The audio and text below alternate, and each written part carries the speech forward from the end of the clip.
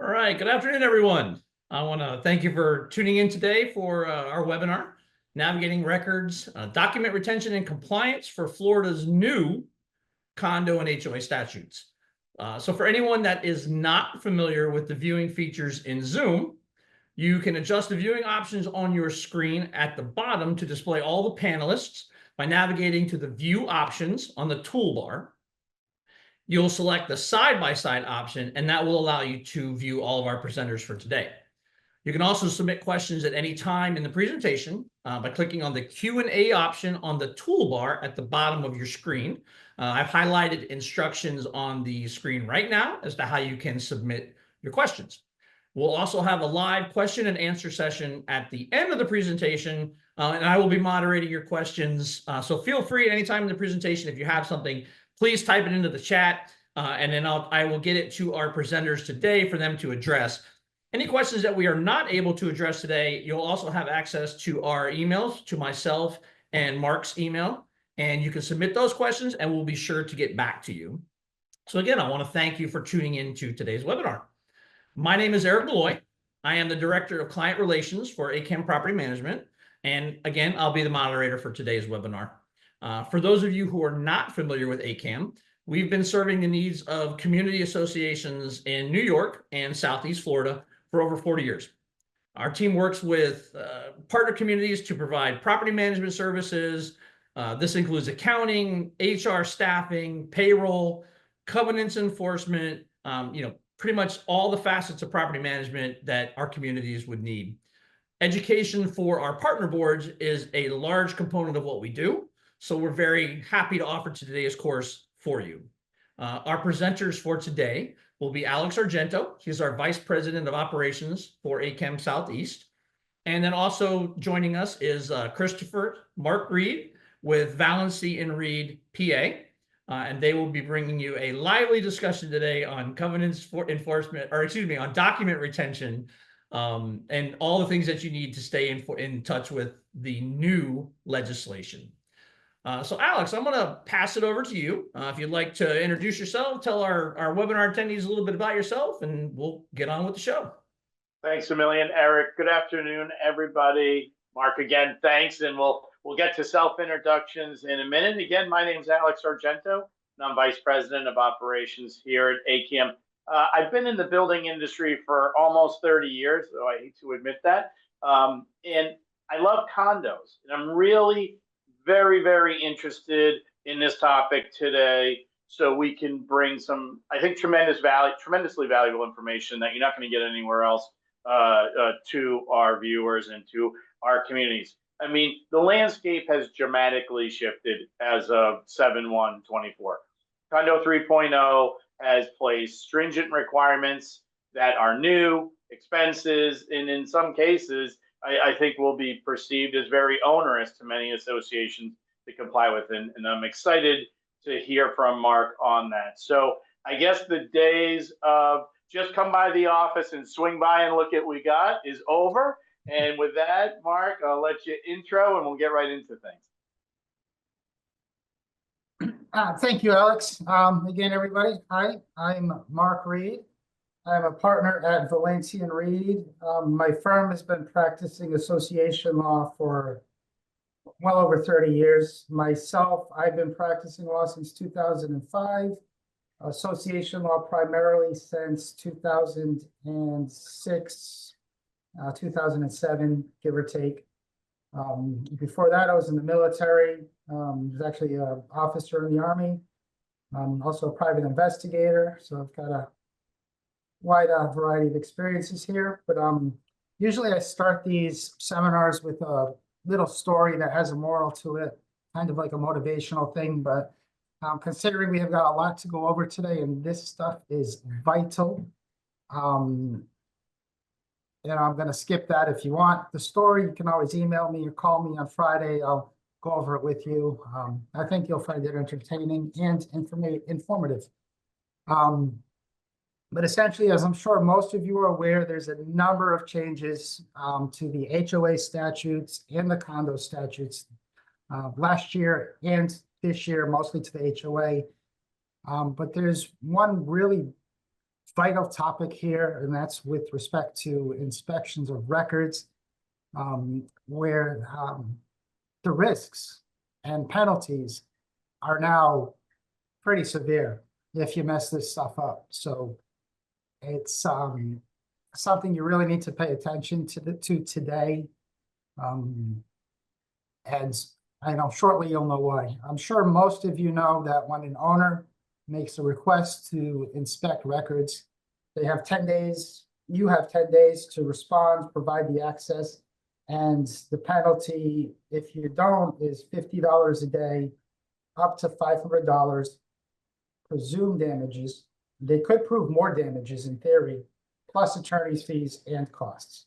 That can be a pretty significant penalty as it is, and that's been in place for condos, HOAs, and cooperatives for some time now, many years.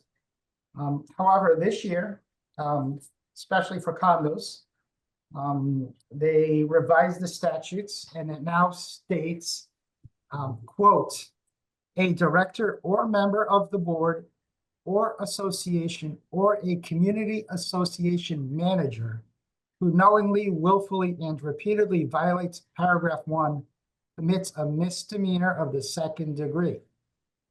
Basically, that's criminal situation. And having prosecuted a few criminal cases with the state attorney and defended a number of criminal cases, I can tell you, just being investigated for a crime can be a stressful enough and time-consuming enough experience, much less if you're indicted, or in this case, it'll probably be what they call it information, which is a charging document. If you're actually charged with the crime, your stress level will probably be very, very significant. And if you're convicted of the crime, well, obviously that has its own consequences as well. So we want to do what we can today to avoid that as best as possible. Now, there's a lot of information here. I'm going to give you the quick, easy solution. If you ever run into something where you're not sure, talk to the association's legal counsel, work with them, closely and get the response out, as soon as possible with their help. Worst case scenario, but we want to give you enough information so you know what you're doing. So you don't need to rack up, your legal fees every time you do this. So you at least have a basic understanding of this process. And Mark, I just wanted to check too, correct me if I'm wrong, but typically your D&O coverage would not cover board members if they were convicted of a misdemeanor or accused of a misdemeanor, correct? Correct. They may not provide coverage. And if you're actually adjudicated guilty, they will not provide coverage. For most associations, now maybe your documents may vary, but for most documents, it says, there's an exception in there that says if you're willfully or sometimes like a gross negligence type of standard, and engage in malfeasance or a criminal act, then there's no coverage and you're on your own. The corporate protections basically are pierced and you're individually liable. So it's pretty severe consequences. Definitely something to try to avoid at all costs. I think, Chris and Mark, what you and Eric were getting to there is that's personal liability for an individual, for a board member. This is now beyond your association. Like, you are personally liable and responsible. Yeah, you have to take out your own wallet, take out your own money, and watch it go by spending money on attorney's fees. I don't know what the current rates are for something like this, but a lot of times when I did criminal defense for like a second-degree misdemeanor, I'd have a flat fee of like $4,000. For most of them. It could be more if it's more complicated, or something like this is going to be, it's not going to be a fun, few months until it's resolved for you. So, all right. So what's the most important things here? Obviously what triggers it is you receive your request to inspect records. Now, under the statutes and most of the governing documents that I've ever read, there's no specific provisions in there. So just generally, you're going to have 10 working days to provide access. Now, that's working days. Similar to business days, in most cases, it will be a business day.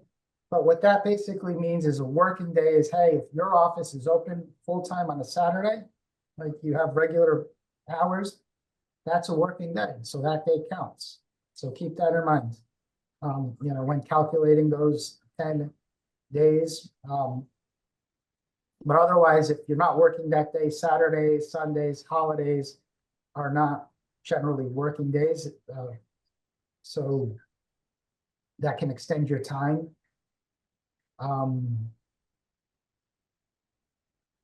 But remember that under the statutes, it doesn't have to be sent certified mail or anything. As long as you receive it, whether it's via email or regular mail. And technically that clock starts ticking. You know, I see a lot of property managers say, oh, wasn't certified mail, or board of members. No, we don't have to respond. Well, you do. Well, you may. There's some little things you can do with rules and regulations we'll talk about in a few minutes down the road here. But generally, you have 10 days to provide them with access. So what does that mean? For the most part, you don't have to send them the records. That's not a requirement. So they have to come in. So how do you respond? Usually it'll be something like, you know, dear Mr. Smith, the records are available at the management office. You can come in September 25th, 26th, or 27th, anytime between 9 and 5. Please contact us in advance. Let us know what time so we can make sure somebody's available to provide you with access to the records. If you don't let us know, and nobody's available, we will be unable to accommodate. So please let us know in advance. That in writing is usually sufficient for a response.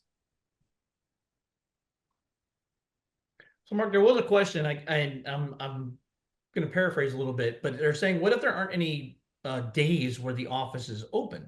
Would that still apply where you would respond to that requester and Yeah, say, you can't get around by not having it. Yeah, we're a business Monday through Friday, our business, our working days, regardless if you're open or not. understood? Yeah, and don't try to get fancy with it. You know, respond within, you know, unless it's like Monday's a long weekend or something, use that to extend your time if you need it. But especially considering the penalties, you don't want to wait till the last minute anymore. You want to start working on the response right away and get that response out, you know, within 2 or 3 days. The risk is too much. If you forget it and you miss it, you could be facing criminal prosecution. If it was unintentional, well, maybe you won't actually get convicted, but you know what? You don't want to take the ride in the first place because it's not a fun ride. A second-degree misdemeanor, you know, that could mean jail time. Probably won't do prison time unless you've got a history of crimes, which I doubt. You know, if it's your first offense, you probably won't even do jail time. You'll probably get time served or even adjudication withheld. So it's probably not the end of the world if you don't have a criminal record, but still, you don't want to have to deal with that. Also, violations are things that the division can investigate. They could investigate if you're a CAM, the licensing portion of the DVPR can investigate you and take actions against your CAM license. I've seen that happen several times on property managers who've not have a history of not responding to records requests. And in fact, a couple of years ago, they really started to crack down on that. So as property managers, you are held to an even higher standard and higher risk. You don't want to lose your license to practice. You know, and that wouldn't be the DVPR investigating that. That would be the DVPR, but not the condo division, the licensing, like the real estate licenses and stuff. But if you're a condo, obviously the DVPR condominium section could investigate and fine or otherwise penalize the condo association itself. HOAs, you don't have to worry, which, you know, about that. So it's one less thing, but still, you know, there's still consequences. So even though the HOA itself might not be investigated by the DPPR, the property manager can, and you can still have all of these negative consequences as well. So, and we talked about sending the owner the written confirmation that you received their request. And you provide them with dates and times. But now another changes to the law that are very important as well. Two things. One is when you're responding and you're providing access to those records, you have to provide a checklist, basically telling them in writing what records were provided. And you also have to provide and it could be the same list in theory, but another list of the records that aren't being provided and why. For example, we not providing the contract with ABC Roofing because it does not exist, or it was destroyed, or we can't find it. You have to do both of those things as well. So keep that in mind. Remember that. So you have to provide access to the records for an inspection within 10 working days. You have to provide the list of what is being provided and the list of what is not being provided and why. In Mark, in terms of the list of provided versus not provided, if we could drill down on that for a second, it's easy, to go to the office, the management office, or to their computer, offer a request, and you brought up roof, so we'll use that. Hey, there was a roof project done in the last year. I want everything and anything related to the roof project. And the request is formalized, and it comes in the way you got to respond. I get what you have, but what is what I don't have mean? Like, how do I write a list of something I don't have? It's going to be something you're probably going to have to take it on a case-by-case basis, depending on what and how how the request is made and what wording they use. For the most part, like we see a lot of requests where it's just things like, that just don't exist. That's easy. You just say, we never got that. I'm sorry. Right. Or, but the difficult thing will be the records that maybe did exist, but you can't find. One thing we'll talk about in a little bit is the rules and regulations, which can help you make some more specific requirements that will help with those things, which I definitely recommend now that everybody adopts rules and regulations regarding the frequency, duration, timing, and methods of making records requests. We're gonna talk about that in a few minutes. But 2 points before I get to that. One is you don't have to actually provide the records. You just have to provide access to inspect. So when somebody makes a demand and says, I want you to provide me or send me these records, that's not a proper records request. And there are plenty of cases and arbitration decisions for condos on point. If the association does not violate the statute by not actually providing the records, you have to provide access for inspection and copying. Now, if the owner tells you, hey, I've looked at these, I don't have my own copy machine, can you make me copies? Yeah, you would make the copies and you would charge them a reasonable fee. That's allowable for condos. It's allowable for cooperatives if you're unfortunate enough to manage a cooperative, because it's a little bit different and challenging. And for HOAs, the only real difference is for HOAs. If they're asking for 25 pages of records or less for an HOA, you have to provide those 25 pages for free. I usually recommend for HOAs, just to keep it simple and avoid problems, is just have a policy. You give the first 25 pages for free. That way you don't have to think about it and worry about it too much. It's just, hey, you make a records request, first 25 pages are free. After that, it's, reasonable fee per page and, for employee time. Are you allowed to charge that as well, Mark? Not just the copy, but the time for the staff to pull these documents and then record, copy them and bind them and hand them out? Are you able to build it for their hourly time? Yes, if you're making the copies, yes. Okay. All of that is chargeable to them. Great. But if they bring their own copy device, which most people have nowadays with your phones, your iPhones, I mean, I don't have an iPhone, but they're pretty cool. You can just take a picture of it and it converts automatically to a PDF. It's pretty cool. And there's all different kinds of handheld copiers available now and scanners. So Mark, this is actually, I'm looking at some of the questions that have come in. This is a good topic for right now. So one question was, is requesting specific copies, like having a policy to request specific copies? Is that the way to go? And then what if all of your documents are online? Yeah, so Should yeah, there that be a was process? actually. And you may talk about that later, I don't know. So let me know if I'm jumping ahead of it. No, We it's did have a actually couple come in. great. It's actually the website was my next topic, and basically, you know, I'm sure most of you are aware of the new website requirements for condos.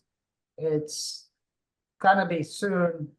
It's not quite yet, but it's to 25 units or more, you're gonna now have to have the website for condos.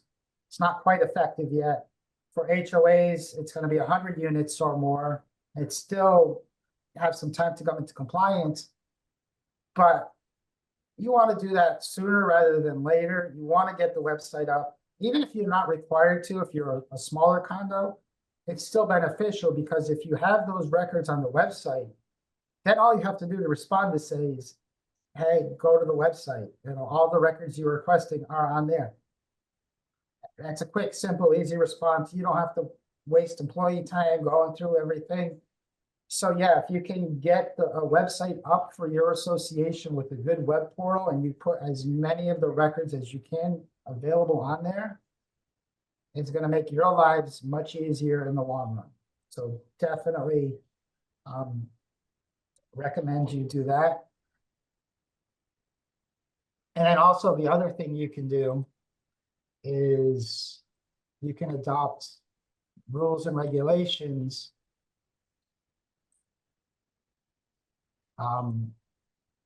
that will help you control the frequency, duration, and nature of that. If you give me just 1 second here, I'm going to pull up my, I have a little thing so you can actually see like a sample rule and regulation. Sure.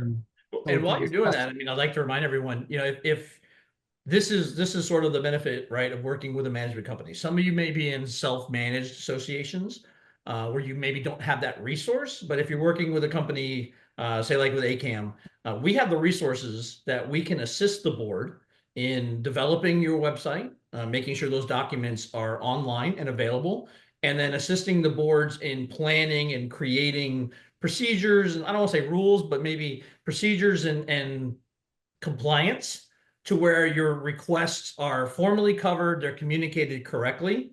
So definitely reach out to your management teams, right? Because they may already have processes and things in place where you don't have to recreate the wheel.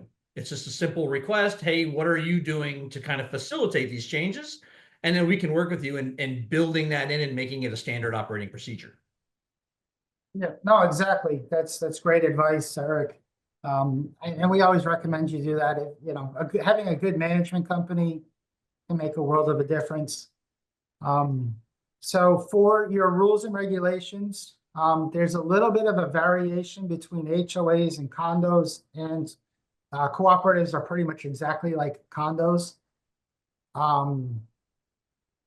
I put relevant provisions for the HOA statute, and both of them say the association may adopt reasonable written rules governing the frequency, time, location, notice, records to be inspected, and manner of inspection, but may not require the parcel owner to demonstrate any proper purpose for the inspection.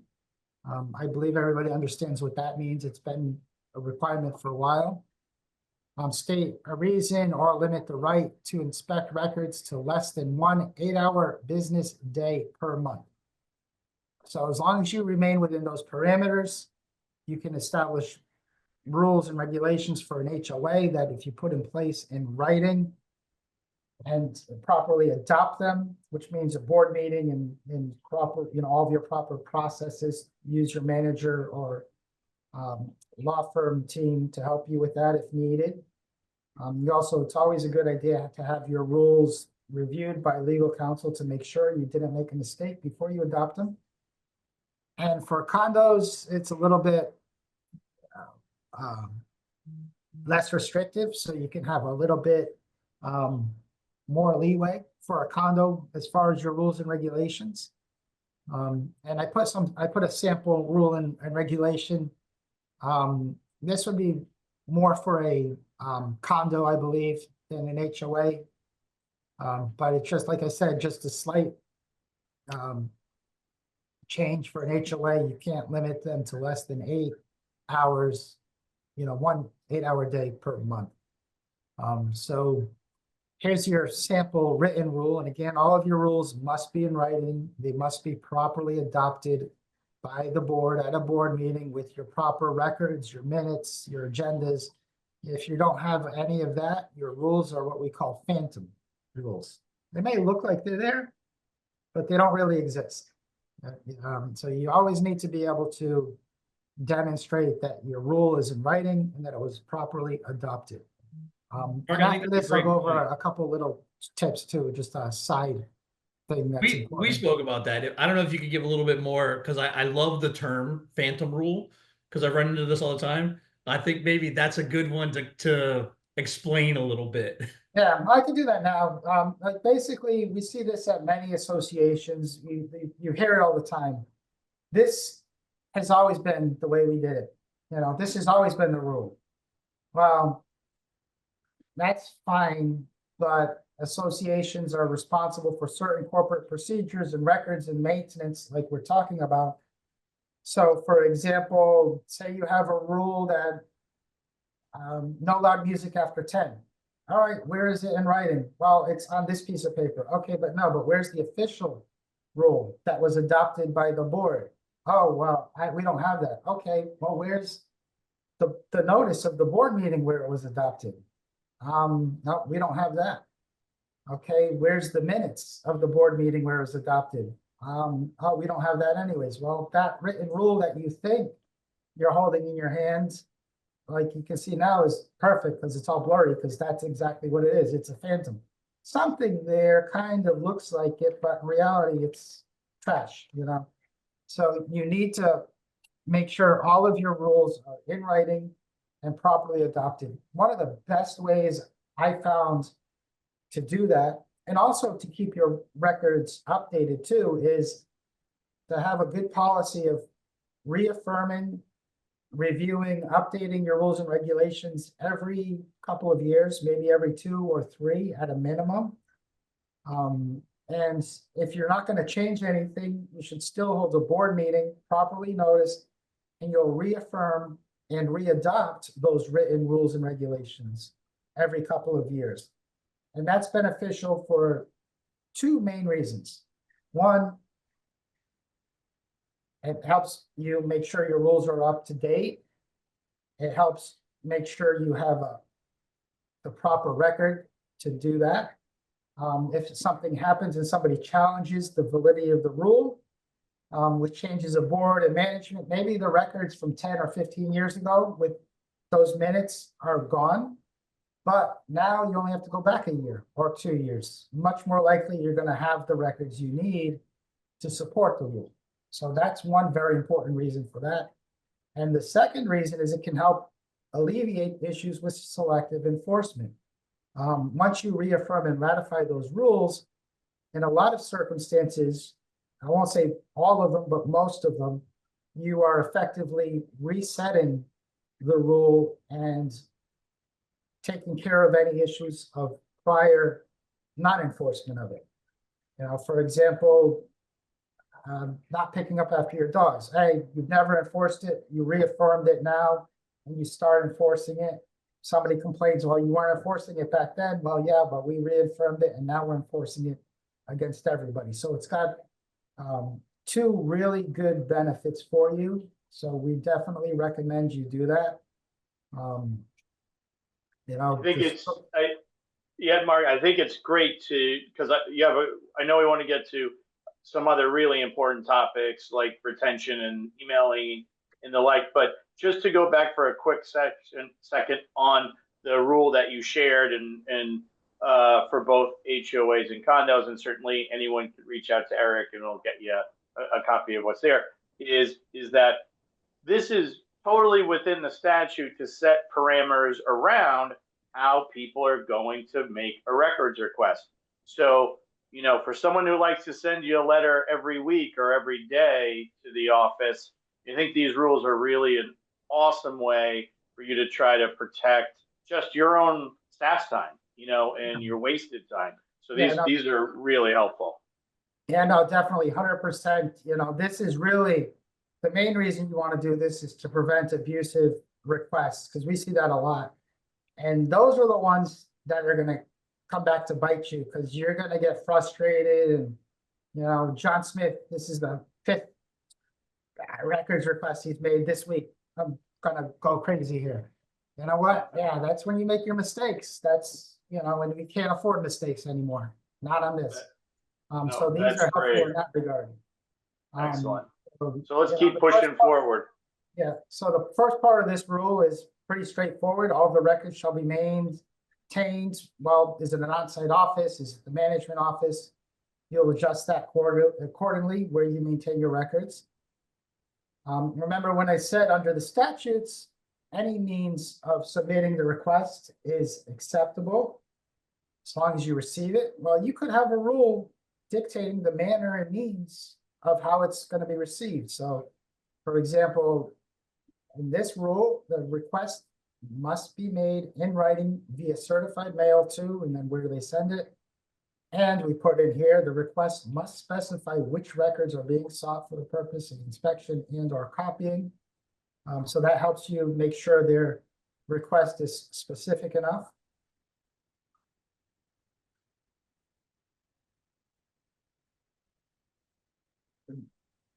You want to put in some guidelines and things in the rules for you to follow to make sure whoever is following them, whether if it's a property manager, they probably have it, but a lot of times, you know, you'll have board members involved in these things. If you're, you know, maybe you don't have a full-time property manager, but a portfolio manager. So maybe sometimes these things are shared. You know, or if you're self-managed, which I don't recommend, you know, you want to make sure the board members or whoever's doing this work has some guidelines and they know, hey, I have to respond. You want to make sure they all know that 10-day to respond regardless. You know, you don't want anybody removing the original documents from the office or wherever they're maintained. I put in here again, like I said, this is just my general recommendation. First 25 pages free of charge. After that, you can charge per page. It's a good policy. It helps avoid mistakes, you know. And a lot of times you don't want to have to always be, oh, condo, HOA, just do the same for everybody and, you know, who you're managing, as long as the board approves, of course. And it just makes your life simple, you know, try to make, even though there's some differences, to the extent you can make them similar, if you're managing different types of properties, you know, it improves your life. Can we make that represent to the first 25 pages? Or can you limit that to, you know, per unit per year, or even just be clearer about that? It's 25 pages per year, because if they send you a request every month, well, you know, yeah, it's the way the statute is, it's kind of arguable, but for the HOA statute, I think technically it would be every request. Right. So somebody could spread their requests out to try to get their copies for free. Got it. Now, keep in mind, you're limiting them to no more than 8 hours per month. So maybe that will help too, because, you know, if they're asking for 25 pages of copies every month, probably would not be overly burdensome for most managers, depending on them. Would be my presumption. But again, you know, we see all these outlying situations. You never know. You know, these things aren't perfect, but hey, it works, and you know, and at least it limits it as much as you can. And again, this limitation will be for an HOA. For a condo, you can maybe be a little bit more restrictive. You do have to check your documents and your bylaws to make sure you don't have anything specific. That's, you know, and we always recommend check with your legal counsel on some of the details, because there's always, you know, community is specific issues and provisions that can affect any of this. So Yeah, gentlemen, clearly something- we should just say that, sorry, just so everyone, that obviously everything that Mark is saying, please, to everyone watching, check with your own counsel, check with your own documents. There are proclivities and uniquenesses, based on the decade they were written and who wrote them. So please make sure you talk to your own counsel before you run around adopting rules that might not be in accordance with your document. No, exactly. So let me jump in, guys, because we did get a question, and I'd like to just a brief. I think we can cover this really quickly. And both of you actually, I think, would have a very good angle on this. So the question was, certified mail is very expensive. Every penny counting right now, since assessments are exorbitant. Money for postage is an imposition on the owners who need documents, right? So I think Chris or Mark, you were talking about, how email is an acceptable way, Yeah, you can, digitization. yeah, you can change this to whatever suits you. If you have for example, if you have an on-site property manager with office hours, you could put that. The request for inspection must be provided in person to the management office between 9 a.m. and 5 p.m. during regular hours, Monday through Friday, something like that. You could say the records request must be provided to management on a form in triplicate. There's many different variations on how they will supply the request. This is what I put here is the most restrictive form you can do. But you can always, you could say, yeah, it must be mailed or emailed. If you want to accept that by email, that's fine. It's up to you and your community. I recommend when you do that, you make your policy based on your resources. So you're not overly taxing yourselves. Or, if you have a portfolio manager who maybe is only doing 3 or 4 hours a week, you don't want to tax that, because these things could take all, the whole month's worth of hours. So. And Alex, in the same vein, right, from our side, because we constantly, when we're taking over properties, right, and we're receiving documents, right, what would be your sort of, I guess, best solution to recommend to boards that either whether they digitize, try to get them on the website, so we're not digging through a storage bay with 400 boxes from 20 years ago.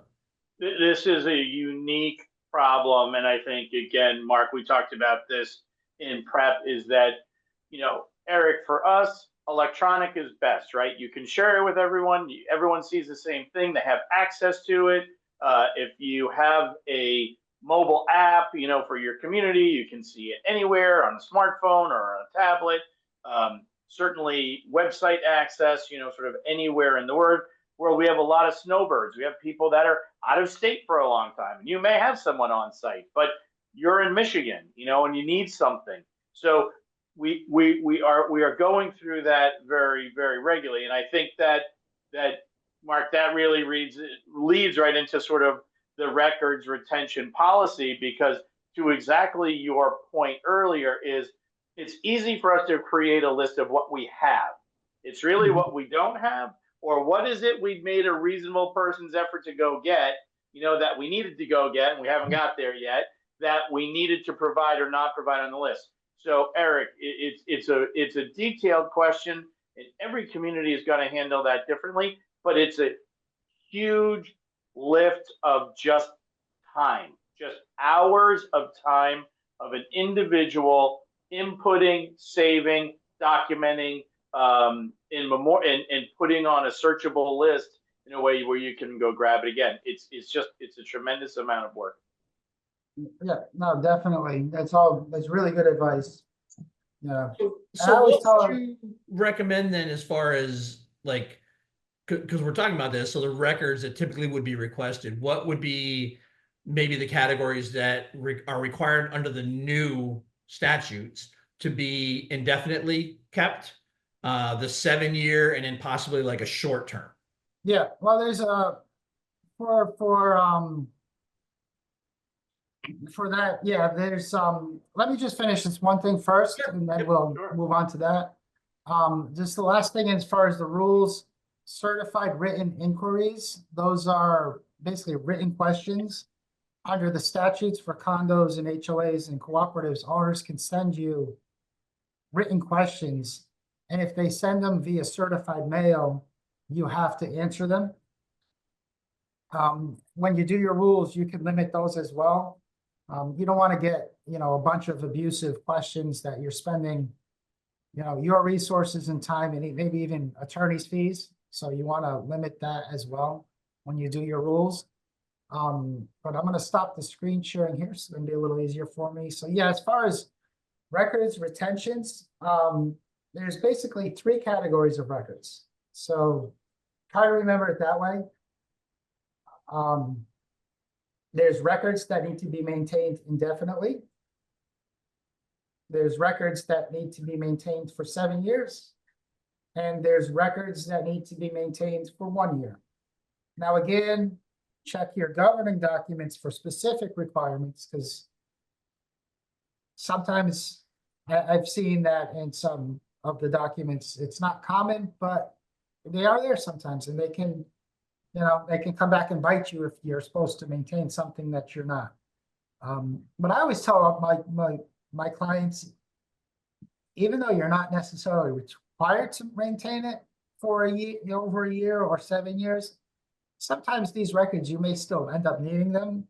Maybe during a legal case that you would say, hey, would be really great if we had these records still, because we could use them to defend the case or to help prosecute it. So keep that in mind, especially nowadays. You can store everything on, computers, and, small little storage device can save a lot. There's online cloud storage. It's reasonable. So I recommend you try to maintain everything indefinitely. There's no need to throw anything out anymore. So, And I think that's an important message, right, Mark? It's the idea of IRS files for 7 years, was always a thing, yeah, keeping your taxes or the like, and that's gone. You should be saving everything, really. You should just be keeping it. yeah, no, exactly. Scan it, save it electronically, back it up, keep a couple backups.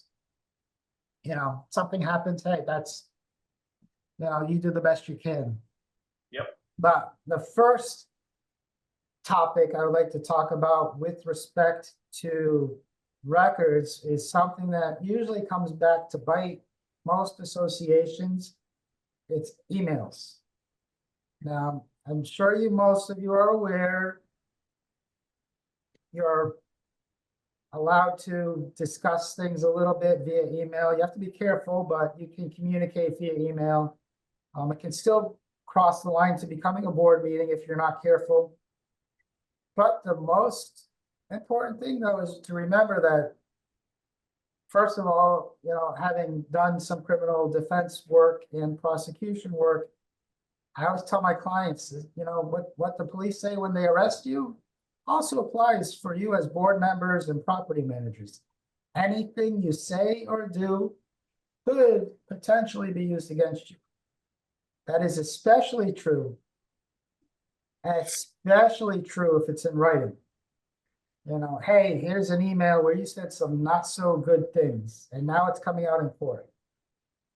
That could be embarrassing. It could ruin your reputation, or it could get you into some serious hot water. And or worst case scenario, it could be something that can be used to pierce that corporate veil. So be careful. But not just that, in most cases, your emails, if you're discussing association business, if it's with management and other board members or other unit owners, it's probably most likely considered a official record, which means it's got to be maintained. And if somebody requests it, it's got to be produced, which means the more emails you have, the bigger a job that's going to be, and the more of a, lack of a better term, PIA it will be. pain in the butt. So keep that in mind. And even if an email is not considered an official record, it may still be discoverable, and you may have to produce it in a court case, whether it's something the association's involved with or something unrelated where the parties have subpoena powers. So keep that all in mind. All of your emails, they're not private, they're not confidential. You're a property manager, you're a board member, your emails are, potentially, essentially public records.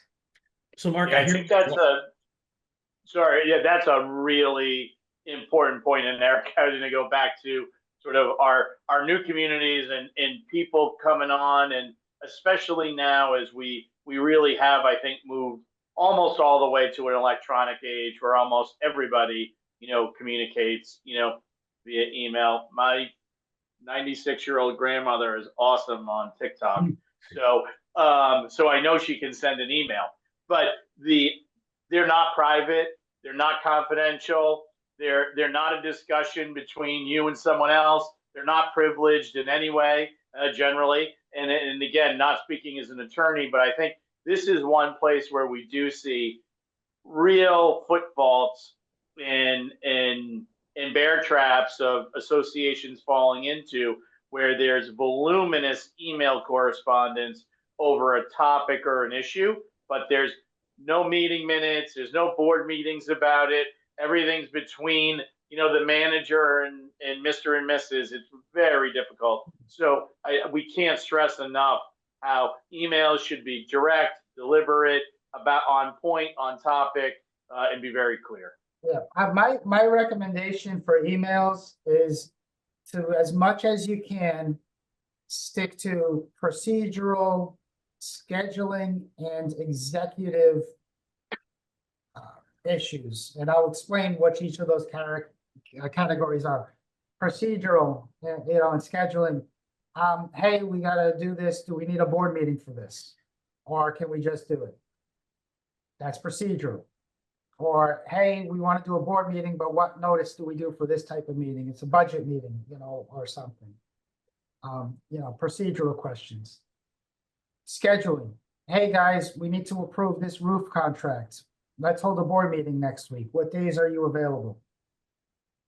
Okay, that's good. That's fine. And executive, execution, things you've already decided at board meetings, and now you're following up on the status of the project. Hey, the new landscaper started last week. Does anybody have anybody on the board have anything good to say or noticing any issues? Are they missing anything? Maybe somebody should walk the community, tomorrow after they're done to double check and make sure they got everything they're supposed to on our list. Or, hey, the landscapers were here yesterday and here's the things they missed. Things like that. That's fine. Mark, I've heard of it 100 times. Board members have said to me, oh, well, that's my personal Gmail account. They're not entitled to that. Even though I'm doing board business on my personal, it's not a community, it's not an association email.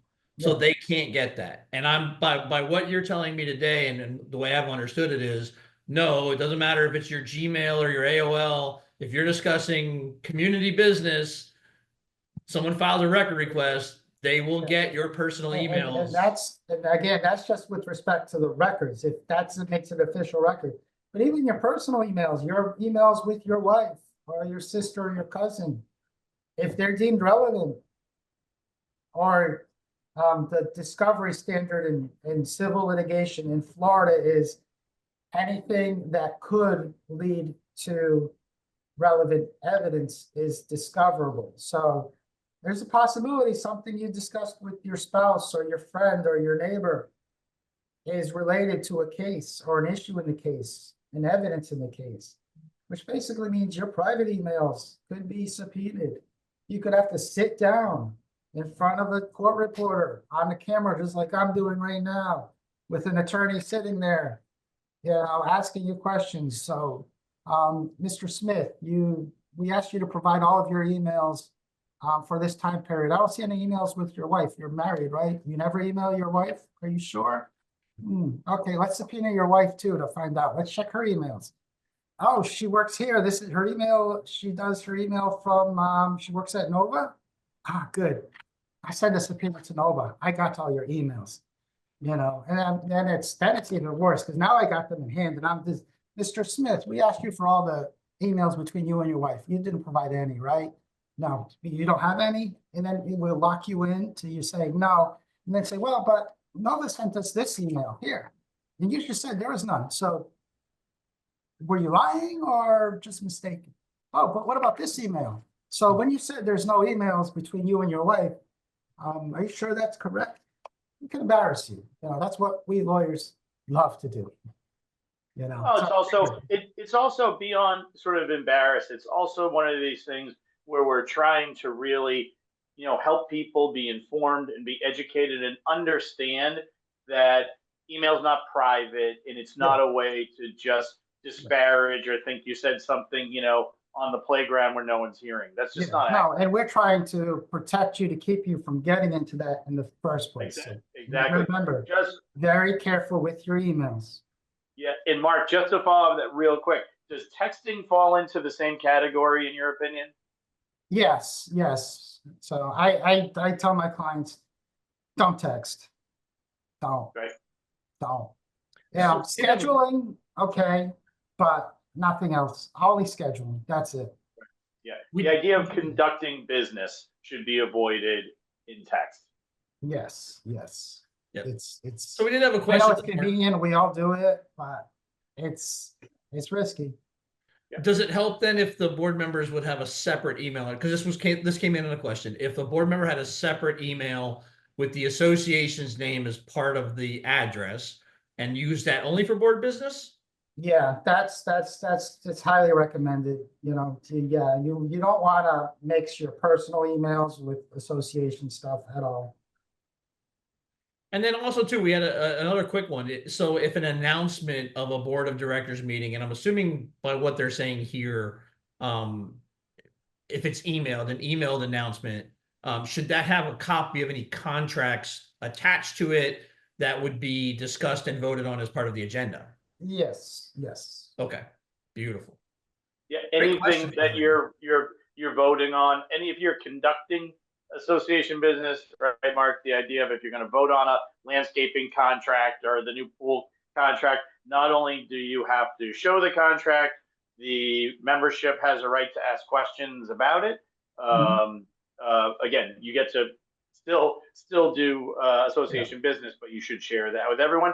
And then whatever's action should go on your website immediately and up there and left there.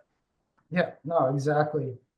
We're just being respectful of we have about 6 minutes left, it looks like. Goodness. And I wanted to keep to, I think we've hit written inquiries pretty good, but I really wanted to hit on keeping membership informed and letting you talk through that. I think that's probably paramount, right? That's probably the most important thing we could do. It's very important. And that's how you avoid these problems in the first place. The more informed the membership, the less likely they're going to have complaints, the less likely they're going to make requests to inspect records or question you on your records and or makes certified inquiries and lawsuits and all that other stuff and legal demands. So yeah, keeping the membership informed is the best way to prevent abusive records requests, certified inquiries, recalls, election disputes, an informed membership, is a happy membership. Today, in this day and age, you have to sometimes force feed that to the owners. Keep that in mind. The easiest way is obviously holding more frequent board meetings, provide more notice than you have to.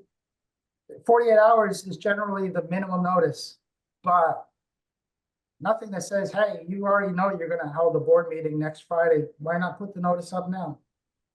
Put it up a week and a half in advance with the agenda. Send an email reminding people of the board meetings. Send email newsletters, email updates. mail newsletters, mail updates. Force feed the owners the information. Let them know what's going on. Let them know what you've done. Let them know what you're planning on doing. And how you're gonna get all of that accomplished, so the more information they have, the more satiated they will be. Provide detailed agendas on your notices. I see that all the time, like very vague, agendas, new business and old business. Those are not agenda items. Those are agenda categories of items that you fit in there. So you don't just say, okay, we're discussing new business. Anybody have anything? No. Your agenda should say, all right, what is the new business?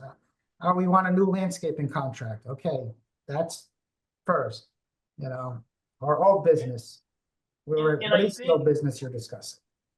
And I think, Mark, for a lot of people, and I hope for the thousands of people that will watch this video in the next few weeks, that the one thing that boards need to sort of acknowledge now, whether you want to embrace it or not is really up to you, but you've got to acknowledge that the field of play has changed. And if you don't disclose, if you don't share, if you don't show, I say this all the time in my own condominium association that, I really want the person that never comes to a meeting, never uses an amenity, pays their fees on time, pays everything, can go right online and get whatever document they want and know what's going on in their community. And I think that's the one thing that we really want to help our association stress. So whether it is a newsletter, an email update, more frequent meetings, better agendas, I think it's also just being clear that you have access to the information. Where is it? Not that we sent an email just a week and a half ahead of time about the agenda, but the agenda, all the backup supporting documentation, your financials, it's on the website, and you can see here's September's board meeting in its package, and there's no secrets anymore. Everyone who pays is an equal vote. It just because you're a board member does not mean that you have, special status in terms of when you should get or how you should get. And I think that's critical. And when we do that, to your point, it will make people less on edge. It'll be, less thinking they got to ask 50 requests because I don't see it and I don't get it. And that's just a common theme that's self-inflicted for a lot of us. We just got to share it. Just put it out there. Exactly. Excellent. Yeah, come back to the management company, come back to us. Like we're happy to share success stories. You don't have to recreate the wheel every single time. There are a lot of services, there are a lot of third-party vendors. There's a lot of software options nowadays that can assist boards in getting this information out in an easily digestible, easily formatable format that doesn't take a ton of effort and time. The effort and time is on the front of getting the information. And once you have the information, it zooms. It can go right out over the internet. And to Alex's point, the more you keep people informed, the less information requests you'll get and the less sort of landmines that you'll have to navigate through with potential pitfalls. It'll almost become second nature to your residents and to your unit owners to get that information. They'll know exactly where to go. You'll have a clearly defined policy, and then people can work within that framework. Exactly. And I think, Mark, to your beginning to the whole point at the top, just sort of about just the records and all that, people will know where it is now. People will be less inclined to not understand. And again, we really, I think, have moved very digital. We're beyond COVID. We're beyond all that in terms of not having access to people, but we all have access to the web, on our phones. Everyone does, or our computer. So we can get people that information. And just as you have outlined, that top line priority of properly maintaining those records is really what we got to focus on. So I think we hit time. I want to be respectful. Eric, do we clear up all the questions? We've cleared up all the questions, and I mean, there were some really good ones today. You guys were really interactive, brought up some really good points. So, like, we could literally do this as a part two, I think. There's so many just great questions and so many things that a lot of boards have to digest. So I'm going to put up a slide here real quick so that if you guys need, we are happy to take any of your questions. You can email myself or you can email Mark. We'll be happy to get back to you. If there's something specific that maybe I can't answer and I can get it to Alex, I'm happy to get it to him. Please feel free. Use us as a resource. Education is foremost a great thing for our boards to have. It makes all of our lives easier. And so we're happy to get you any information. If you have suggestions on future topics, please feel free to submit those. I'm sure Mark has a plethora of things that he can talk about on the legal side. Oh, yes. So there's always legal stuff that we can go through. So again, Mark, thank you for joining us today and offering your insight in the legal world.